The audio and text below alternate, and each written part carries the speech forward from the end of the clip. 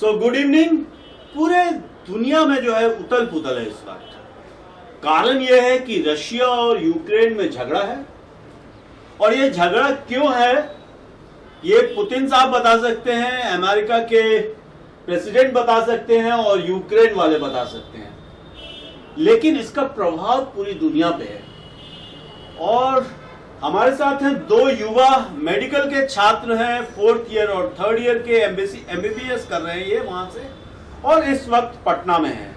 आइए जानते हैं वहां के हालात और इनके अभी के हालात पटना में, ये कैसा महसूस कर रहे हैं अभी, इन्हें अपना भविष्य कैसा दिखता है, इन सब चीजों पे हम चर्चा करते हैं इनसे। सो आप हैं सचिन कुमार और आप हैं सौरभ कुमार। आपस में दोनों सगे भाई हैं और समस्तीपुर के रहने वाले हैं आप लोग, कल्याणपुर प्रखंड के। सो कितना साल पहले गए यूक्रेन? एक्चुअली मैं यूक्रेन एमबीबीएस की पढ़ाई करने गया था, वो 2017 में गया था। अच्छा। और उस समय से मेरी पढ़ाई चल रही थी, तो अभी सब कुछ अच्छे से चल रहा था, पढ़ाई वगैरह में कोई प्रॉब्लम नहीं थी, सारी चीज़ें चल रही थी। अभी कुछ दिनों पहले वॉर स्टार्ट हो गया, जिसके कारण मैं अभी 4th ईयर में हूँ। मेरे यूनिवर्सिटी का नाम उज़गोरोद नेशनल यूनिवर्सिटी है। मेरी स्टडी चल रही थी, अच्छी खासी चल रही थी, और जब मैं अभी कुछ दिनों पहले यूक्रेन और रशिया का वॉर स्टार्ट हो गया, जिसके कारण हम लोग को वहाँ से इमरजेंसी लौटना पड़ा है, और हम लोग किसी भी तरह वहाँ से निकले हैं। इस बात के लिए हम भारत सरकार का बहुत धन्यवाद भी देना चाहते हैं, और वहाँ से हम निकले किसी तरह। तो फिर अभी हम ये नहीं कंफर्म बता सकते हैं जो हमारा क्या होगा फ्यूचर में।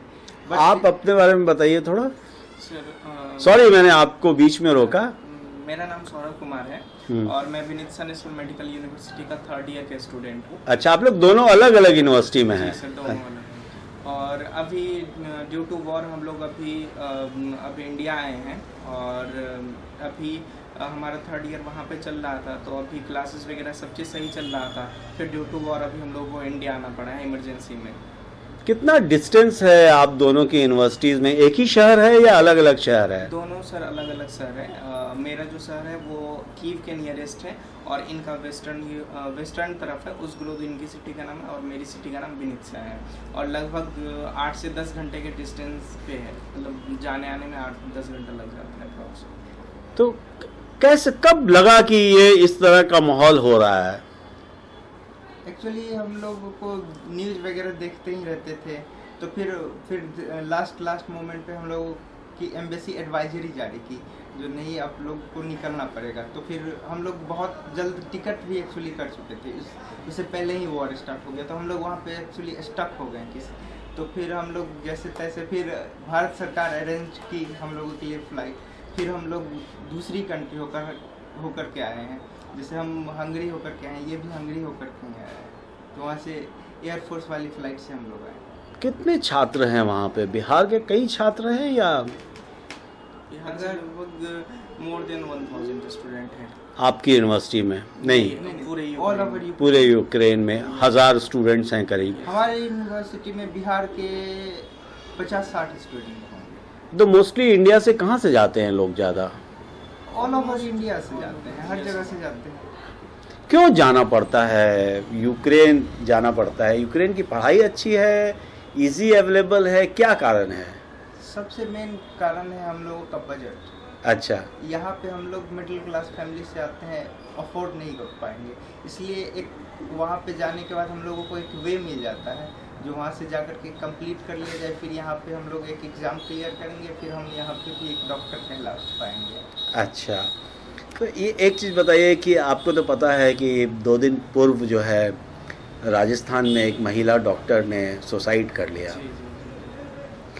सो हम लोग उस विषय पे तो नहीं बात करेंगे आज। उसको लेकर बिहार में भी और भारत में अलग अलग जगह में डॉक्टरों ने प्रदर्शन किया कि भाई डूइंग द प्रैक्टिस, तो कोई डॉक्टर नहीं चाहता कि उसका मरीज जो है वो डेथ कर जाए या लापरवाही करे, हर डॉक्टर सीरियस होता है। सो अभी जब लौट कर आए हैं आप, तो क्या सोचते हैं, आपके दिमाग में क्या चलता है? देखिए, अभी हम लोगों की यूनिवर्सिटी से जो गाइडलाइन है, जिसके हिसाब से हम लोग की क्लासेज अभी ऑनलाइन स्टार्ट हो गई है। अच्छा, इस वॉर के टाइम में भी क्लासेस चल रही है? जी, हम लोग की यूनिवर्सिटी नहीं चाहती जो हम लोगों का स्टडी पे कोई इफेक्ट पड़े, इसलिए वो उन लोगों ने ऑनलाइन स्टार्ट कर दिया है। और यूनिवर्सिटी वालों ने हम लोगों को एक गाइडलाइन दिया है, जो आपको जहाँ से भी सुविधा हो, प्राइवेट, गवर्नमेंट, हॉस्पिटल, कहीं से भी, जहाँ से आप कुछ ऑब्जर्व कर सके, आप प्रैक्टिकल पा सके, वहाँ जा कर के आप करें। तो इसलिए हम यहाँ पे हमारे जहाँ पे हम रहते हैं कंकड़बाग, वहाँ पे ही है डॉक्टर अनुपमा, तो उनके पास हम बड़ी होप लेके आए थे, तो वो काफ़ी हम लोगों की हेल्प भी कर रही हैं। और डॉक्टर अनुपमा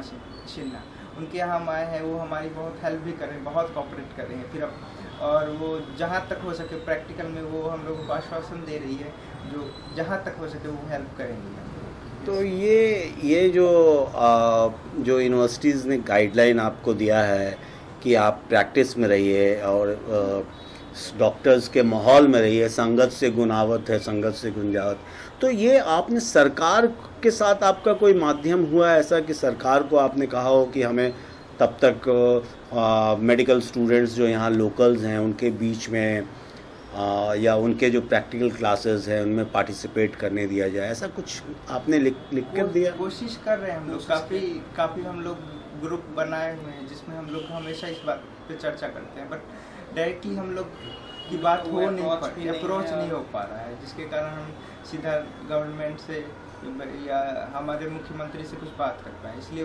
कुछ हो नहीं पा रहा है। बट जैसे भी हम लोग ऑनलाइन क्लास कर रहे हैं, यहाँ पे जो भी हो, जहाँ तक हो सके प्रैक्टिकल का सोच रहे हैं, और आगे क्या होगा अभी कुछ हम कह नहीं सकते।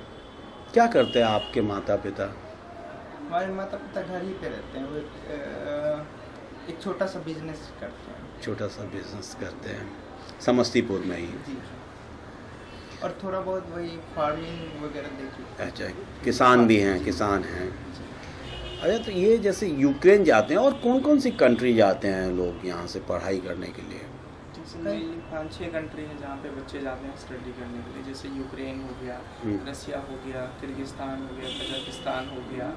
पहले चाइना भी जाते थे बच्चे, तो अभी कोविड के टाइम से वहाँ पे जाना बंद हो गया बच्चों का। अच्छा, ये 5 इन सब जगहों पे इसलिए जाते हैं जो अफोर्ड कर पाते हैं, पढ़ाई सस्ती है। जी, सबसे मेन यही रीजन है वहाँ जाने का। नहीं तो कोई भी नहीं चाहता है जो यहाँ से छोड़ के हम विदेश जाएं पढ़ने, अपने यहाँ सब कुछ मिल जाए तो फिर क्यों लोग जाएंगे।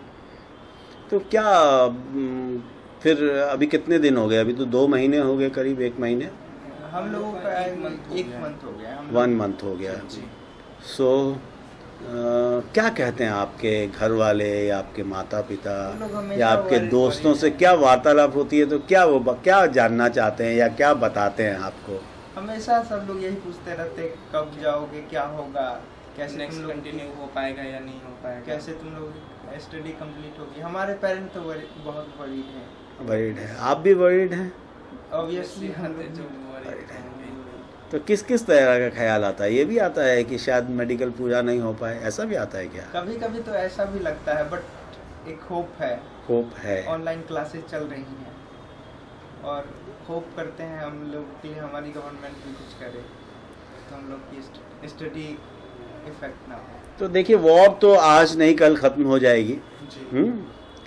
सो क्या प्रोसेस है? यूक्रेन अगर जो बच्चा जाना चाहता है, +2 का एग्ज़ाम शुरू हो जाएगा 15 दिन के बाद। जी।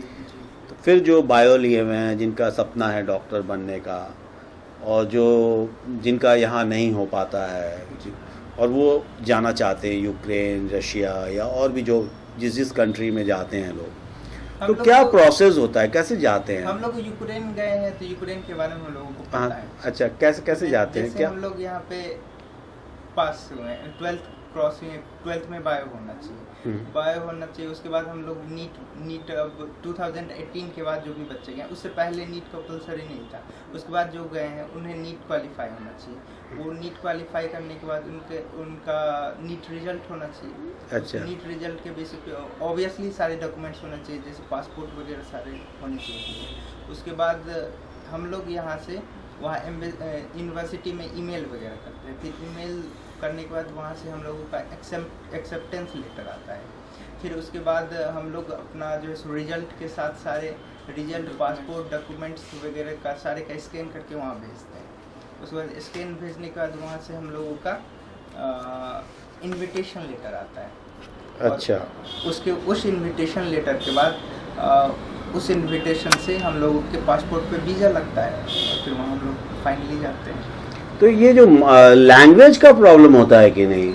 जी नहीं, लैंग्वेज तो कॉमन कम्युनिकेशन के लिए चाहिए, बट हम लोगों की स्टडी इंग्लिश में। वो इंग्लिश। अच्छा, ये अंग्रेजी में पढ़ाई जाती है, शिक्षा अंग्रेजी में होती है वहाँ? सिर्फ बट हम लोगों के जनरल कम्युनिकेशन के लिए वहाँ पे सिखाते हैं, यूक्रेनियन सिखाते हैं। एक पीरियड हम लोगों का वीक में 1 या 2 पीरियड लैंग्वेज का।